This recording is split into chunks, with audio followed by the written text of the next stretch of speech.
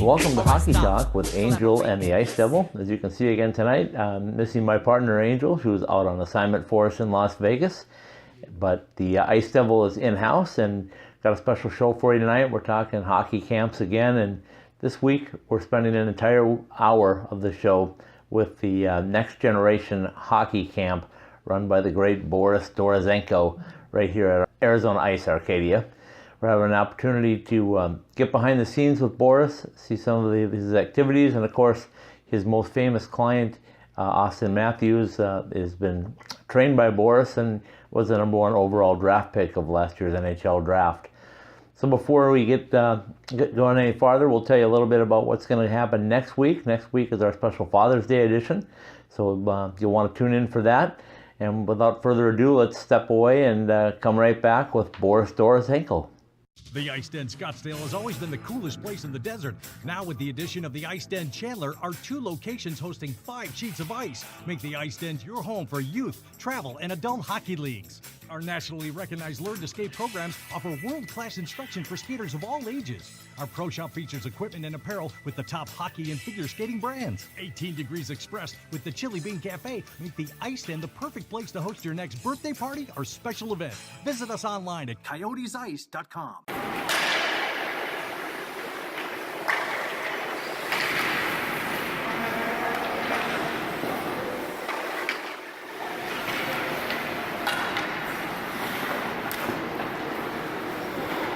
All right, and welcome back to another edition of Hockey Talk with Angel and the Ice Devil. As you can see, my guest today is actually our whole show today. We're going to shoot Boris Dorozhenko's hockey camp, Next Generation Hockey Camp, correct, Boris? Yeah, that's right. Tell me a little bit about the hockey camp itself, and then we'll get into your background and one of your more famous students. So tell me a little bit about this camp specifically and what you're doing. Well, the history of Next Generation has had 10 years in the Valley, in Arizona. I started this camp a little bit early than Next Generation name was made, kind of. It was under the Euro Hockey first couple of editions, then I make a transformation to Next Generation. So this year we can say it's a type of anniversary for this hockey training system here in the Valley. And I will say across the North America as well.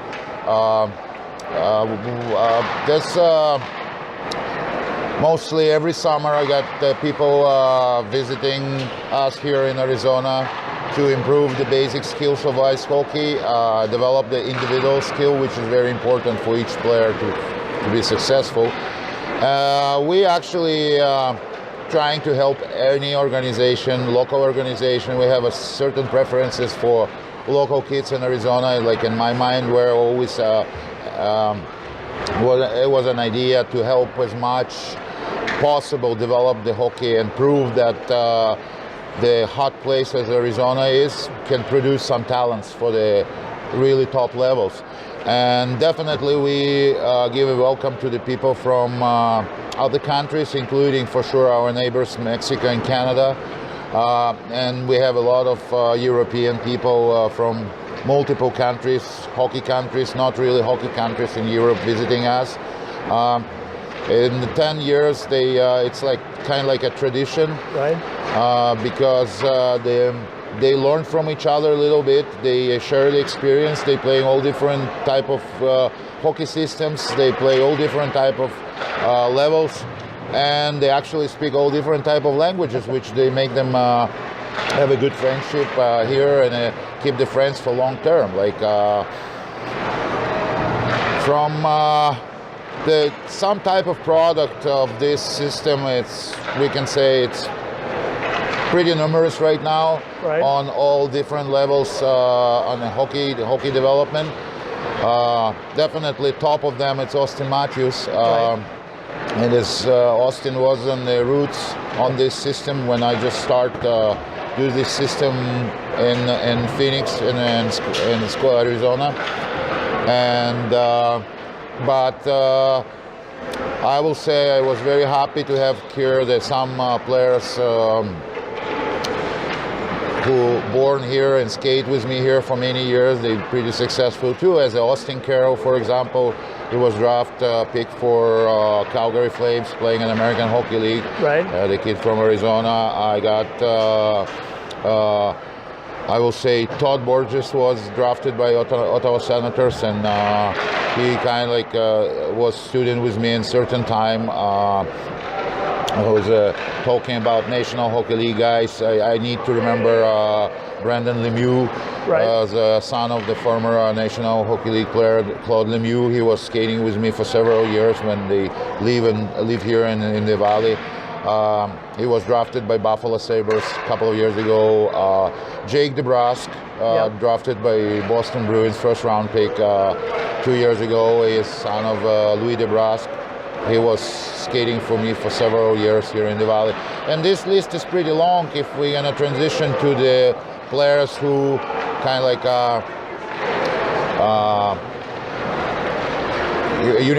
college students. I have a pretty good results for the college student, as I mentioned, like Danny Corrali, I will say Johnny Walker, both committed. I need to mention John Casabat, son Carson Casabat. He spent many youth years here before they moved back to Minnesota, and he was with me more than like 6-7 years. He actually committed to ASU, same together with Johnny Walker, who was like started this program with Austin Matthews 10 years ago.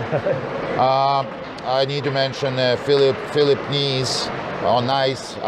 People pronounce his last name different. He's committed to Miami, Ohio. Right. And I have numerous players playing WHL, people who playing, some of them playing BCHL. So pretty recognized level and the top level, and they have all tools for get pretty top and maybe someday catch Austin Matthews in the big league. I'm pretty sure that the guys like Austin Carroll is very close to this level. He actually played some games with Calgary Flames already, and he just working hard in American Hockey League, trying to get there. I need to mention some kids who's pilots with me. They were traveling to Arizona, staying here for several years. As Lawton Courtnall is a Western Michigan University right now, son of the Ross Courtnall, the 17 years NHLer. And he was actually spent many years with me as well. And so the system has really helped some people to develop into good successful hockey players. The system of skating, it's very different than anything that we kind of like see before, because it's really dedicated to develop the individual skill.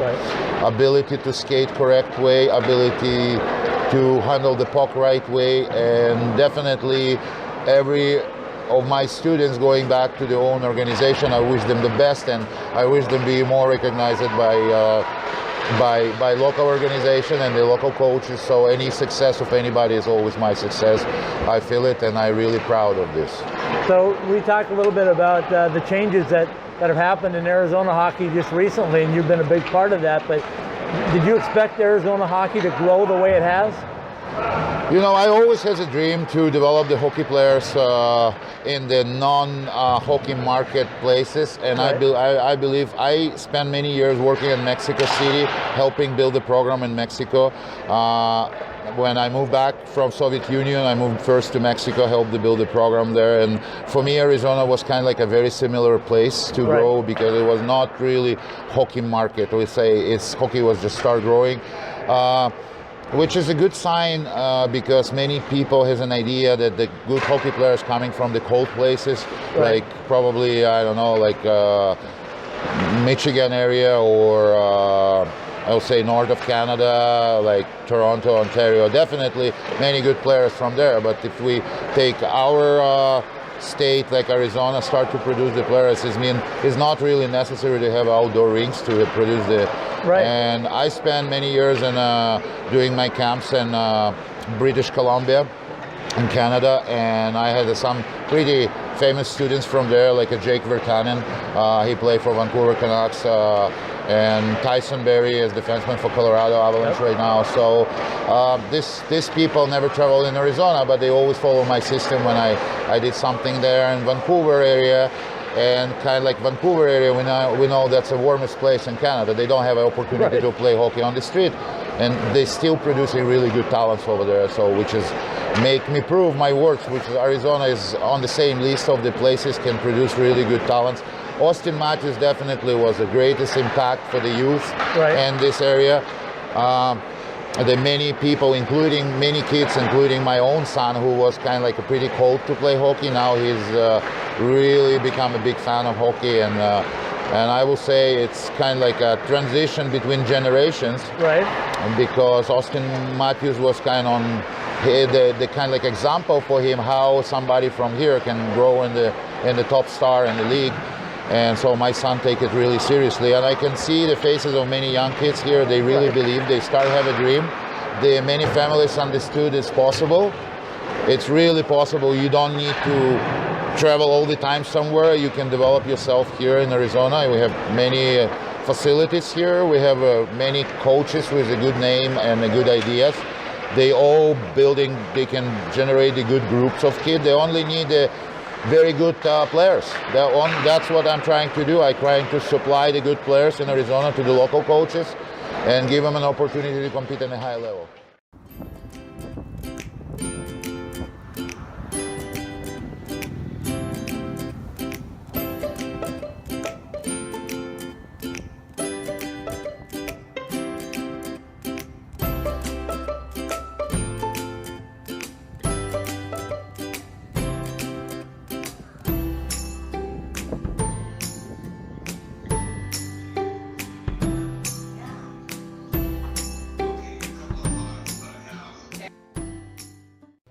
All right, and welcome back to Hockey Talk with Angel and the Ice Devil. As you can see, my partner Angel is out on assignment for us, but the Ice Devil is here, and we're back to talk a little hockey, a little bit more hockey, I should say, with the great Boris Dorozhenko. All right, and we're back again on another segment here of Hockey Talk with Angel and the Ice Devil. I've got Boris Dorozhenko on with us again, and Boris, tell us a little bit about, you and I just talked off camera about what you're doing here with the Junior Coyotes and things, but you made a special trip to Japan this past few months ago, right? Yeah, it's true. I just came back from Japan maybe a few weeks ago, and was a very interesting and very nice trip for hockey. Like I will say, I enjoyed really much, and I learned a lot for myself, and I think it was a really, really interesting experience. And I heard you brought a student with you too to do a little instructing with you. Yeah, one of my students named Jake Livanovich. He is my student for past probably 4 or 5 years. So like kind of like my little son is kind of trying to repeat the story of Austin Matthews. Right. Because he's doing absolutely the same way as Austin did when he was young. Because Austin was traveling with me everywhere in Canada. We stay in different small houses, big houses, and just in campers, and like everywhere we can skate. And he did the same thing. We did in Japan, and it was a really great experience. We got some probably over 40 kids, Japanese kids, skate with us for like 1 week. We learned a little bit from Japanese education culture, and it was really, really interesting. And for me as a coach, I learned some stuff which I would like to transmit to people in North America as well.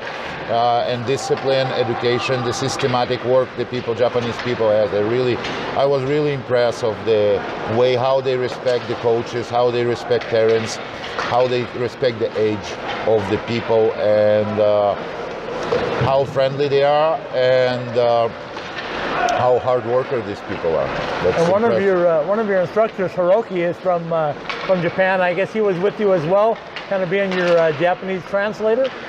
Yeah, definitely. Hiroki was a great help because English there in Japan is not really popular, right? And just not many people can really communicate in English. So Hiroki was a great part. Hiroki, a great friend. I worked with Hiroki. We know each other for many years. He has his own goaltender school. He is a very hard worker and very systematic guy. I was observing him for many years. Since I was working here in the Valley in Aussie Ice, he was working with the goalies. We look at each other for many years. He was looking when I worked with Austin Matthews when he was probably 10, 11, 12 years old. And one day we met, we talked, and I invited him to be a part of this group as a goalie because I was kind of never had a goalie instructor in my group. and I'm really happy to have him because the results he produced and the dedication he put working with the young goalies is amazing. I will say all my respect to his work. He's a great teacher. Tell us about hockey in Japan. What's it like over there as far as the youth levels, and how high do their levels get competitive-wise? You know what, the Japanese hockey is small, but it's growing because they have professional teams. They playing Asian League together with Korean teams. I think they got Korean, Chinese team. I know they have one Russian team in this league. So they have some kind of like a growing. And young kids, they really good skaters. I find some kids like really good skaters. They're very hard worker. That's so important component to be a good hockey player. Like really sacrificing systematic work. And they have a little bit of weaknesses. They need to learn some stuff from us, right? And international hockey, but they get started the first results. Like I met the goalie who was a goalie for Los Angeles Kings for a couple of games. First goalie, he worked with Hiroki as well. He is playing for national team Japan right now, and he's only one player who ever played for National Hockey League team from Japan. I met there some players who play Germany, European leagues, and some players who play American leagues like UCHL and North American Hockey League, which is interesting to see how the Japanese hockey growing, and as much I can help them. So that was the proposal of my trip, give them a little bit more push and development, open them a little bit more the window to the hockey world. Right. I was trying to teach them, like we're talking about the weaknesses of the Japanese hockey. I think it's too slow communication on the ice. As the dynamic of the hockey language is slow. I think it's a little bit connected to respect they pay to each other, so they take so long. The hockey language is very dynamic, and sometimes you need to communicate the player with one key word.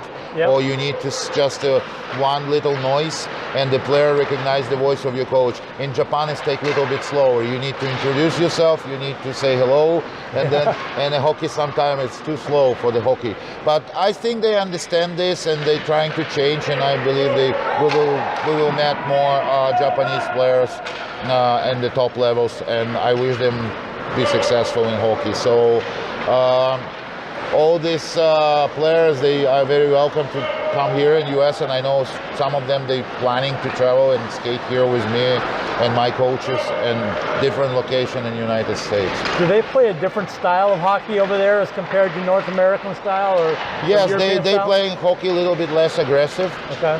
I will say the same by respect to each other, and they don't understand how you can be as really aggressive on the ice and being the good friends in the life. Right. They mix the lifestyle with the hockey too much, and but I find the players with a really good skill there, and I believe the product of the work of the Japanese coach. They're very conservative.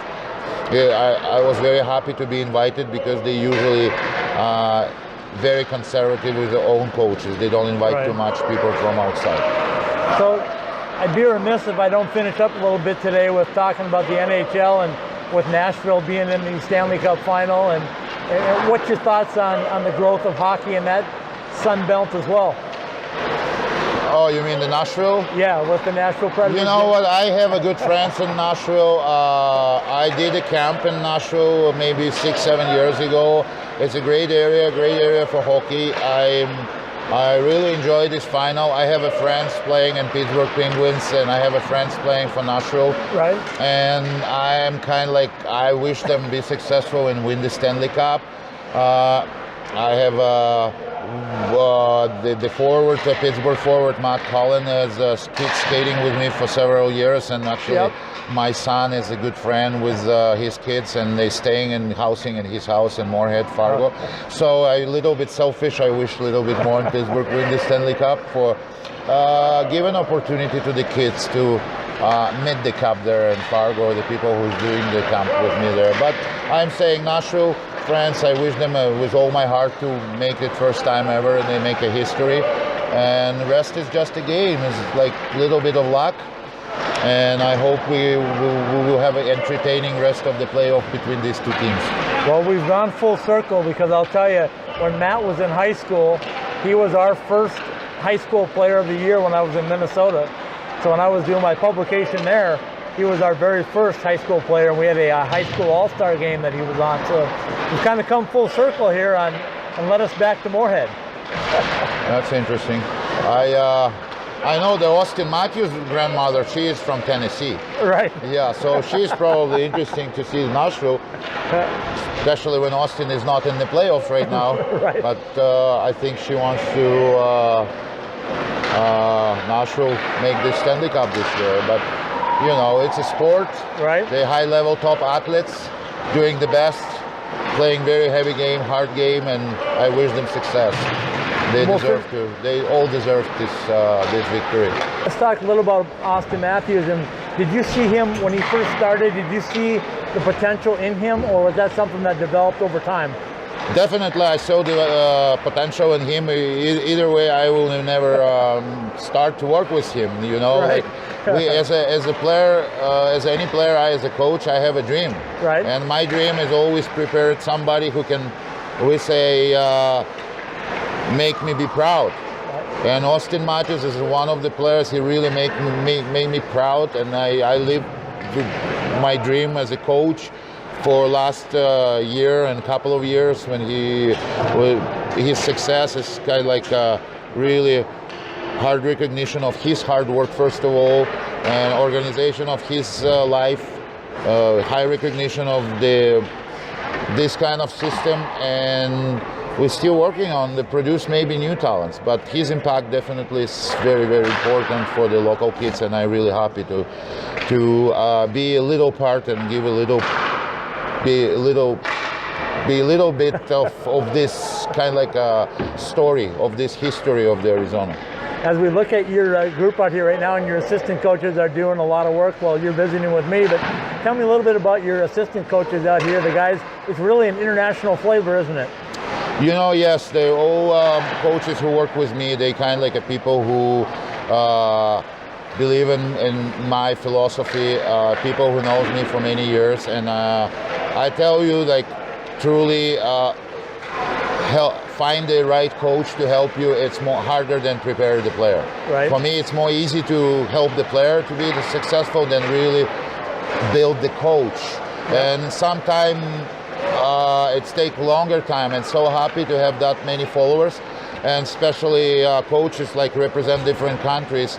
I never invite them individually, like I never invite them saying, hey, I offered you a salary, job or something, never. They were here, they came here for help, they came here for learn, they did it for many, many years, I would say 10 years at least, in different places in the world, different country, and like I'm saying, I'm a very, very lucky guy to have these friends as my friends, the coaches who help me, and I can trust in their work and this work they produce on the ice. I can step and talk with you right now, and I know behind my back the people doing proper things. So geography is very, very interesting because I have a coach from Russia, right. I have a coach from Ukraine, I have a coach from United States here, I have a coach from Japan at this moment, and I have more coaches, but they're not here yet. Some of them, they coming in my different camps in different areas. They have own things to do right now. So, but I always welcome to people who is open mind, want to learn, and then they believe in something high. And for people down here, they know you very well in the desert Southwest in Arizona, but you also do a pretty good camp up in Minnesota, a couple different places in Moorhead and Minneapolis as well, correct?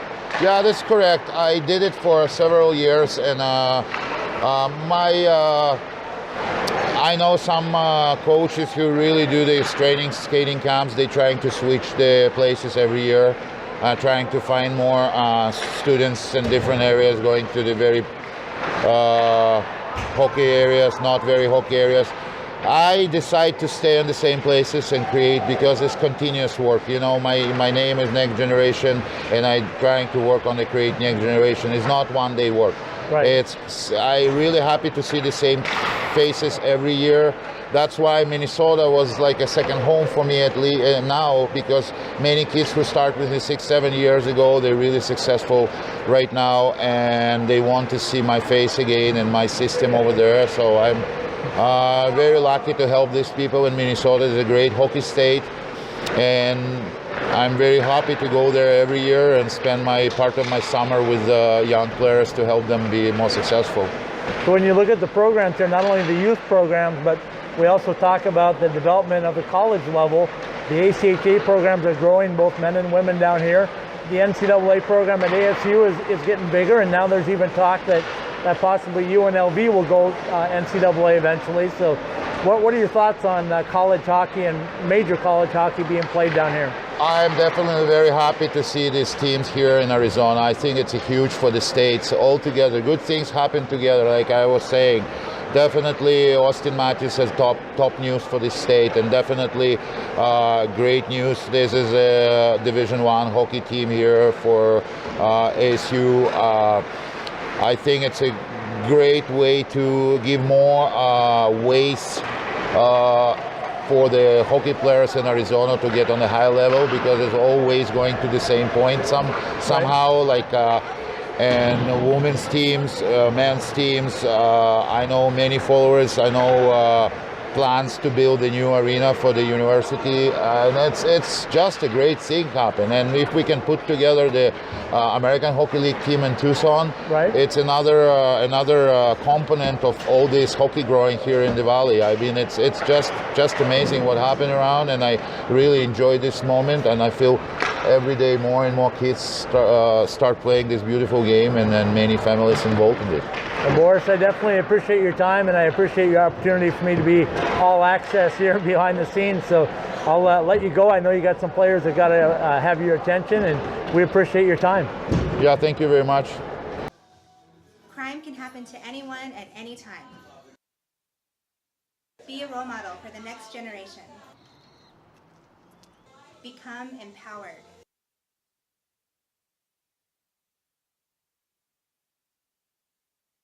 This is true life insurance.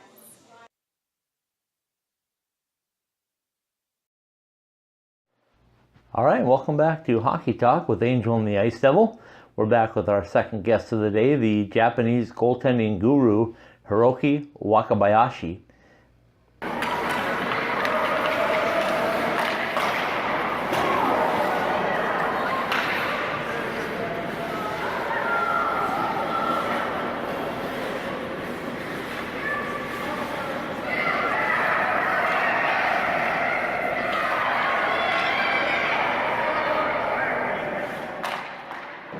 All right, and we're back at another edition and another segment of Hockey Talk with Angel and the Ice Devil. Visiting today with one of the instructors of the Boris Dorozhenko hockey camp, and we're going to try it here. Hiroki Wakabayashi. Yeah, that's it. All right. I knew I'd get it here eventually. I just had to keep practicing, right? Yeah. Hiroki, glad to have you on the show. And welcome back to Arizona. This is kind of home away from home for you, right? Yeah, I was in Japan for 2 months and running my goalie camp and other stuff. So I just got back like a couple days ago. So. And I guess you had a special guest in Japan this year with Boris making the trip down there. Yes, Boris did the first camp in Japan for a week in the city called Hachinohe, Aomori Prefecture, and people just loved it. So tell me a little bit about your connection with Boris and how you guys got together and got started working together. I met Boris about almost like 8 to 10 years ago when I was here in Phoenix for the first time. I was skating in the little ice pads called Oxy Ice, and he did some private instruction over there, and I was also doing my private goal instruction there. So we just took a look at each other and saying like, what is he doing? And I was thinking like, what is he doing? Like, he just chopped the ice so bad, and and over a couple of times I observed him and I started making sense like, he must be doing really good stuff. And I think Boris was seeing me as well, and we got to know each other and start working together. when I back in the U.S. 2 years ago. So your background is goaltender, or is your background basically skater turned goaltender? Skater turned goaltender. I was very lucky enough to meet Francois Allaire, who is a goalie coaching legend in NHL. He was in Montreal and Toronto and Anaheim and Colorado. And he used to have his goalie camp in Japan for 15 years. And I was his original translator, and I helped him out, and I'm still helping him out. So you spend your time doing hockey stuff not only in Japan but all over the world, basically, don't you? Yeah, I played hockey in Japan till college level, and after that I just started coaching, and I'm just hopping around the world, including Canada, US, several cities in the US. Obviously in Japan I coach professional level. Then I was in Hong Kong and coaching national teams over there. And I was also in Turkey. Oh yeah, you were telling me about that. Yeah, so it's been quite a travel and journey through hockey. So tell me about hockey in different countries. The differences that you see from Japan to North America to Turkey. What are the differences that you see? Well, obviously, there are so many different circumstances in different countries and different development level of the country as well. Like, let's talk about the countries like newer hockey countries like Hong Kong. They only have one full-size ice sheet in the whole nation or in the whole city. So when you look at all the youth skaters that you work with in different parts of the world, what do you see a lot of similarities in their style, or do different cultures have different styles on the ice too? Different attitudes for sure. Like Japanese kids, very, very coachable in the way they listen to the coach very well and respect. It's part of the culture, but at the same time, it is very tough for them to be creative because they are so listen to the coach too much sometimes. Yeah. So it's a different culture, and newer hockey countries like Hong Kong, the only rich kid can play hockey. So totally different mindset. You see mom and dad carrying their equipment all over the place, plus their helper, like domestic helpers helping out, changing like from head to toe. So it is very tough to expect them to play really hard, Right. So it's different mentality. So tell me, on the ice, I watch you doing your drills with the goaltenders down there. What do you like to do to improve the skills of goaltenders? Well, I'm a big believer of the repeating all kind of basics again and again and again. So that part is very, very similar to what Boris is doing for the skaters as well. So I'm very big on skating part, and I'm very, very big on like basic positioning and basic saving must be really perfect to become very consistent goaltender.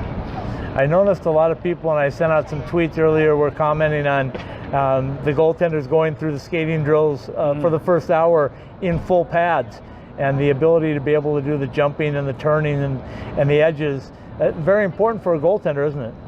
It is, and believe me or not, I used not to like those kind of crazy skating movements for goalies, and all I did was just C-cut and T-push and shuffle, thing like that. But as a goaltending evolve and develop over last 20 years, I realized that they need to have more athletic skating ability, and all kind of core balance, jumping up and down. It's all really, really good for goalies. Hiroki, are you a fan of goaltenders handling the puck, or would you prefer your goaltenders to stay in the goal? Kind of in the middle. Okay. Because I think in the game today, you must have some kind of puck handling skills for sure. And if you look at the goalies like Ben Bishop or Mike Smith, you can clearly see they can help the team so much. But at the same time, it's kind of risky if you do it too much. So you really need to be comfortable with the puck, but don't do too crazy stuff. So that's where I'm at. Let's finish up today with talking a little bit about the skaters that you're seeing on the ice this week here with Boris's camp. Are you seeing some special talent out there right now?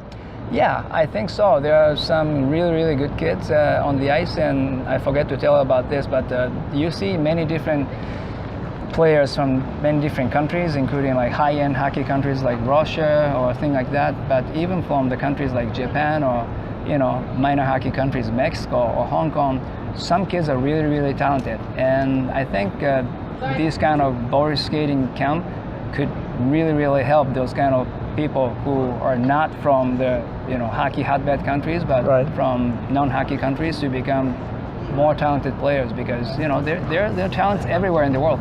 That's what I saw. Well, Hiroki, especially thank you for your time today and taking the opportunity to visit with us, and we'll look forward to seeing more of you on the ice. Thank you very much.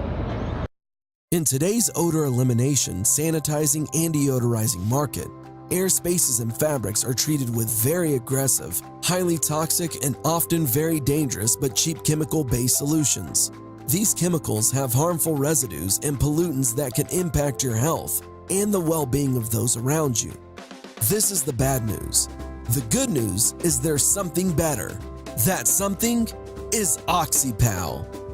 Oxy Pal is a fast-growing company based in Phoenix, Arizona, with franchises opening across North America. Oxy Pal has developed a way to eliminate, not mask or disguise, all organic-based odors in any airspace or on any fabric surface with ozone, also called trioxygen. Ozone is present in the atmosphere, and it is what protects our planet, our environment, and every living thing on Earth. Through years of research and development, Oxy Pal has perfected a way to harness and apply this powerful solution to purify air spaces and fabric surfaces safely and effectively, eliminating all organic bacteria, viruses, mold, fungi, and allergens on the molecular level. Oxy Pal has designed and perfected many next-generation and evolutionary alternative products and services safe for people, pets, and our planet. The solutions offered by Oxy Pal are stronger, safer, non-toxic, and a great value. Visit our website and online store today at www.oxypal.com. On our website, you can make a service appointment, buy products, or learn more about us and our great franchising opportunities.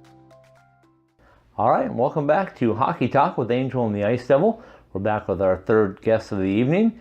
He's from Mexico, and he's known as one of the best skaters in all of hockey, trained by the great Boris Dorozhenko. Welcome, Hector Mahul.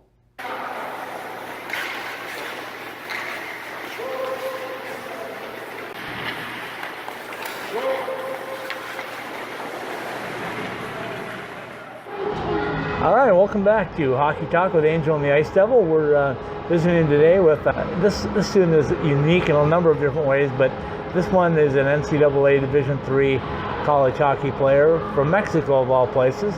So Hector, give me the last name so I don't mess it up. Mahul. Awesome.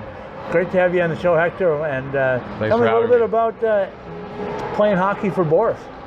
So I played with Boris since I started skating when I was 6 years old in Mexico City. And right off the bat, I think I got pretty lucky because he was the first coach I ever had, and the last skills coach I'll ever have too. So that was kind of a blessing for me, coming from Mexico, to have met the guy who taught Austin Matthews later on, you know. Right. But all my life I've been skating with him. I've been learning from him. I started 6 years old, and every summer since I can remember, I've been part of his camps and doing all of his drills, all the work that comes with joining his camp. Tell me a little bit about what he does on and off the ice that makes his program so successful. Well, I think aside from many other hockey camps that are out there, I think Boris, not only he focuses on the ice and on your personal development as a hockey player, but also as a person. Right. Every lesson that he teaches you on the ice, you can take off the ice. I mean, hard work, dedication. Only with repetition you'll master anything. So I've been pretty lucky to have his philosophy taught to me since I was a little kid. So tell me, growing up in Mexico, how did hockey become your sport?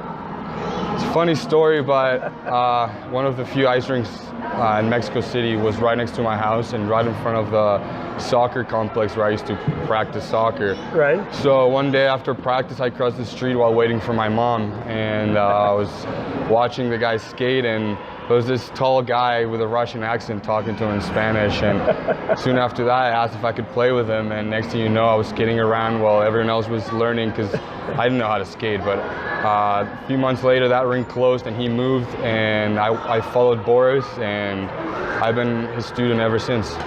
Were you surprised to see the development of Austin Matthews? And Surprised? No. ever since I met him, you know, when Boris first moved here, I would come every 2 months for 2 weeks, and I would stay with Boris at Austin Matthews' grandparents' house. And we'd go to Oxy Ice or wherever there'd be ice, and I'd show all the drills to all the kids that were just starting to learn like Austin. And I would be the example like you see in all Boris's camps. There's always a guy that tries to show how the drill's done right. And right off the bat, I mean, I was always working with Austin. Boris would always have a group leader and send various kids with them so they can learn from the group leader. And since I met Austin, I mean, Boris at first would always have him come with me, and he's the most competitive kid I've ever met. That's probably one thing that stood out to me the most, how every time I did something, Austin was right there behind me trying to do it if the same, if not better. And I mean, obviously you can see that now.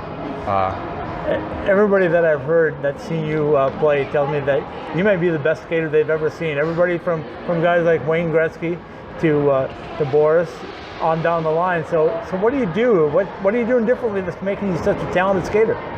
Well, I think it was also a lot of the teachings that Boris had on me. You know, I would not stop doing something till I knew I was doing it right. Right. And later after that, when I knew I was doing it right, Boris would always push me to do it perfect. So there's always room for improvement, and it would get to the point where you see how far you've come with a drill and how much you've improved. But then once you realize how you were doing right and you're happy by yourself and you feel good because you just achieved doing a drill, next thing you know, Boris would be behind my back saying, now you need to do this to make it better. So he kind of never let me settle. Right. I'd always have to improve and look for ways to improve. So that's something that I definitely learned from him. And you're at Division III college right now. You just transferred, you told me off camera, but tell me a little bit about your career. Where did you go from here? So I started off here in Arizona. I played for various teams, then U16 AAA, U18 AAA. I signed a couple tenders in the NA when I was U16 and U18. Things didn't work out for me in those teams, but I started my junior career in Minot, Minotauro, so I played there for a couple months. Then got myself, I got traded to Philadelphia Little Flyers, where I finished my junior career in the Eastern Hockey League. On my second year, at Little Flyers, I committed to go to Curry College, where I spent 2 seasons. They weren't what I was expecting, but definitely a learning experience. And now I see myself transferring to Newman University, where hopefully I'll have a better experience and I'll develop more for my future career. So tell everybody out there what position you play and what's your strength on the ice. I'm a forward. I like to play really center, left, or right. You know, I don't have a preference. My biggest asset, I'd say, is my speed and my puck handling. I also love to score goals and be a playmaker. But you know, I also play for the Mexican national team. I know there's a lot of people out there that don't know that Mexico has a hockey team. Right. But we do participate in the IIHF World Championships every year. And I've been fortunate enough and lucky to participate and play for Team Mexico for the last 4 years, and it's been a ride. Having grown up on the ice basically in Arizona, tell us what your thoughts are with the growth of Arizona hockey right now, with the NCAA at ASU and the growth of ACHA hockey and youth hockey. Well, I think it's great. You know, every year there's more and more hockey players out here in Arizona, and not only in Arizona, I'd say the whole West Coast, and it's definitely growing. Obviously, having Austin Matthews in the NHL, he's the face of the state right now, and the whole West Coast, I'd say. But you can definitely see a huge amount of interest that it's been growing in all the kids and the parents as well. Like right now, our camps are full with kids, and I mean every year they keep getting more and more full. So it's definitely awesome to see how many more kids are getting involved with the sport in the desert. So, did you ever think that there was going to be a team in Las Vegas, an NHL team? No, it would have never crossed my mind, but you know, it's great that the game is growing and hopefully it keeps growing down south to Mexico.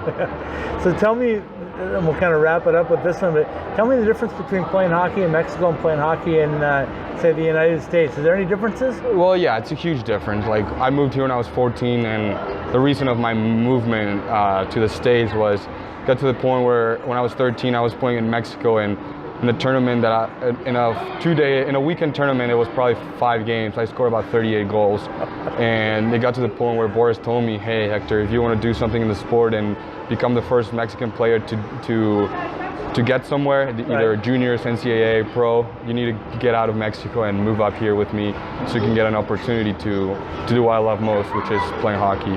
So obviously the competitive level is a big difference, and the knowledge overall. There's not many coaches in Mexico that know what they're doing. I mean, don't get me wrong, there's a lot of great coaches in Mexico, but at the end of the day, it's not our culture. We're born to play. We're not born to play soccer, but since we're little kids, it's in our culture to have a soccer ball on our feet, or to play baseball or even basketball. But hockey is just one of those things that not many people even know about. And I'd say that's the biggest difference, that there's no culture for the sport in Mexico, whereas in the U.S. it's a big sport. Well, Hector, I certainly appreciate your time, and good luck in the future, and I look forward to seeing you on the ice here in just a few minutes. Thank you. All right, and welcome back to Hockey Talk with Angel and the Ice Devil. Another great show for you tonight. Hope you all enjoyed this great opportunity to see behind the scenes of one of the best hockey schools, hockey camps in all of the country. The Next Generation Camp with Boris Dorozhenko right here at Arcadia, or AZ Ice Arcadia, in beautiful Phoenix, Arizona. Nice to be back with you all. Next week we'll be back again from Phoenix for a special Father's Day special. Got a couple of special guests lined up. One I'll tell you about is a Clark Cup winning player who will soon be an Arizona State Sun Devil, Mr. Johnny Walker. Be joined by his father Jeff as well. In addition, we got some special guests for Father's Day coming up, so you won't want to miss next week's show. Do want to give thanks out today, of course, to our sponsors, the Chandler Ice Den. Also want to thank Brando's Sports Bar. Also want to thank our friends over at Oxy Pal for another opportunity to present their products to you. And also want to thank Swag Hockey, our cameraman behind the scenes, Mr. Robert Schneidmiller, our executive producer, Terry Strandy. So I'm Scott Strandy, the Ice Devil. Signing off for tonight. That's a wrap.